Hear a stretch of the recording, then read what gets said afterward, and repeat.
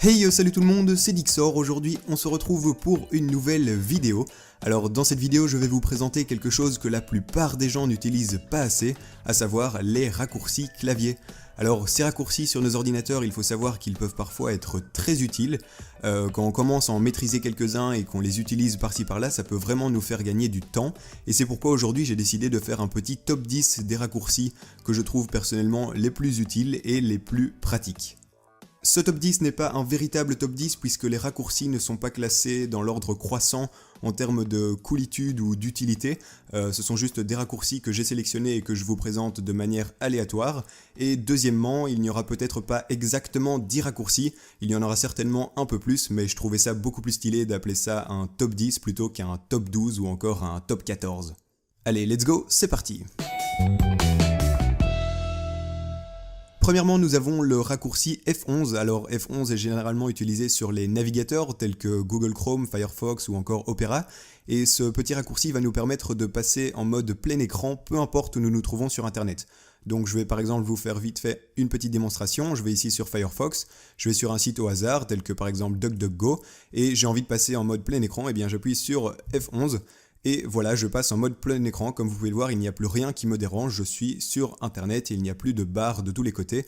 Et je peux bien évidemment continuer à aller sur Internet et ça marche sur à peu près n'importe quel site. Facebook, YouTube, etc. Ça marche dans tous les cas. Et si vous voulez quitter ce mode plein écran, eh bien vous réappuyez tout simplement sur F11.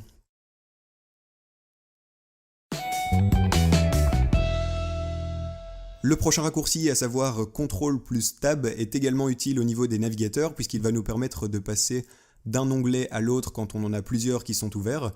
Comme vous pouvez le voir, ça marche très bien, c'est très rapide et ça peut être utile dans certaines situations. Et si vous voulez, ce qui est sympa, c'est de mixer ce raccourci avec le raccourci qu'on a vu juste avant, donc à savoir F11, puisque quand on est en mode plein écran, eh bien c'est vraiment super pratique d'utiliser le CTRL plus Tab pour passer d'un onglet à l'autre.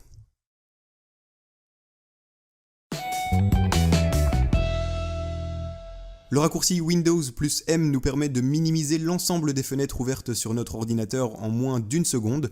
Ça peut être pratique quand vous avez énormément de fenêtres ouvertes et que vous avez trop la flemme de les ranger une à une, ou encore que vous voulez vite cacher quelque chose lorsque quelqu'un vous surprend, par exemple. Démonstration. Et voilà, tout est parti en une seconde, c'est parfait. Le raccourci CTRL plus F est très pratique puisqu'il nous permet de cibler n'importe quel mot sur n'importe quelle page internet ou encore une bête page de texte. Je vous donne un exemple, je vais ici sur la page Wikipédia de Hong Kong et je désire rechercher des informations sur son économie. Je fais tout simplement CTRL plus F et ici il y a une petite barre de recherche qui apparaît et je vais tout simplement taper économie. Et là, comme vous pouvez le voir, tous les mots économie de la page sont surlignés en vert et je vais pouvoir passer de l'un à l'autre très facilement. Encore une fois, c'est un petit raccourci vraiment très pratique.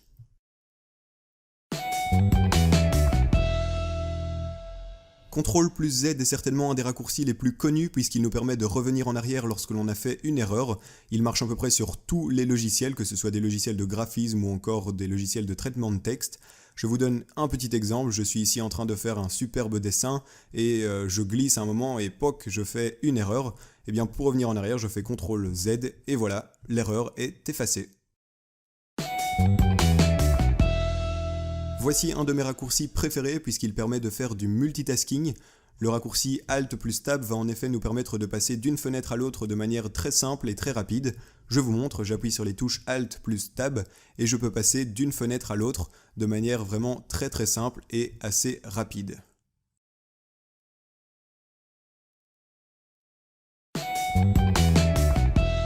Le raccourci Windows plus virgule nous permet d'avoir un bref aperçu de notre bureau lorsque l'on a plein de fenêtres ouvertes.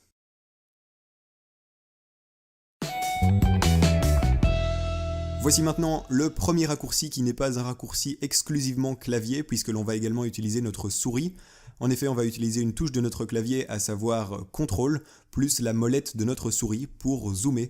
Donc je vous donne un exemple, je vais par exemple ici encore une fois sur la page Wikipédia de Hong Kong et pour zoomer, eh bien, j'appuie tout simplement sur la touche CTRL et je fais rouler la molette de ma souris, ce qui me permet de zoomer et ça peut être encore une fois très pratique dans certaines situations.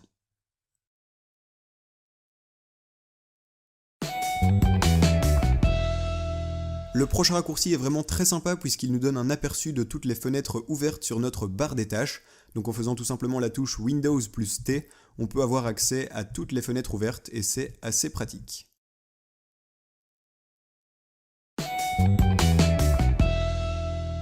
Imaginez-vous maintenant en train de faire un travail extrêmement important, vous travaillez sur un projet extrêmement confidentiel, personne ne peut être au courant, et là, soudain, quelqu'un rentre dans votre chambre et essaye de vous choper votre ordinateur en utilisant la force.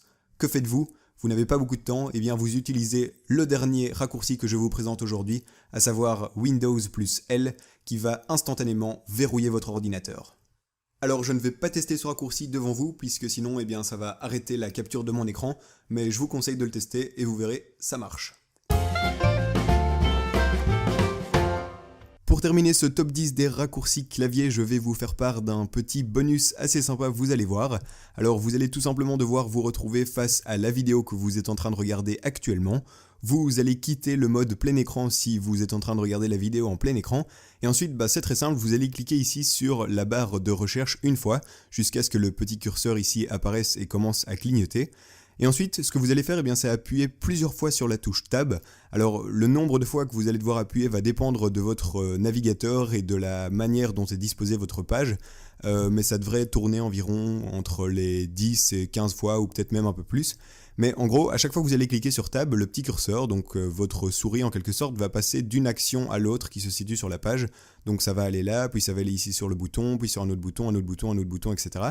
Et donc je vous montre, on va faire ça. Donc je vais taper sur la touche une fois, hop, ça va ici. Une deuxième fois, ça va je sais pas trop où, mais on s'en fout. On continue encore une fois, ça va sur une autre action.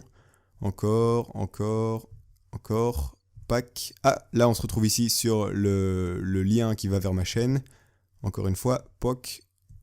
Ah, on se retrouve ici sur le ajouter à. POC, partager, plus. Et voilà, on arrive finalement là où il faut arriver. Après environ 15 petits coups sur la touche Tab, on arrive sur le bouton j'aime. Et là, il ne vous reste plus qu'à appuyer sur la touche Enter. Et voilà, merci beaucoup. J'espère que vous suivrez ce petit tuto à la lettre, puisque ça me ferait très plaisir. Bon, voilà, ça c'était pour le petit bonus. Les amis, soyons sérieux, je crois que là on arrive à peu près à la fin de la vidéo. J'espère sincèrement qu'elle vous aura plu et que vous allez utiliser certains des raccourcis que je vous ai présentés aujourd'hui. Sinon, n'hésitez pas d'ailleurs à mettre dans les commentaires de la vidéo s'il y a des raccourcis que je n'ai pas présentés aujourd'hui mais que vous utilisez régulièrement. Ça m'intéresse un peu de savoir ce que vous utilisez comme raccourci. Donc voilà, c'est à peu près tout pour cette vidéo. Moi je vous dis à la prochaine et on se retrouve pour une prochaine vidéo. Allez, salut tout le monde, ciao ciao!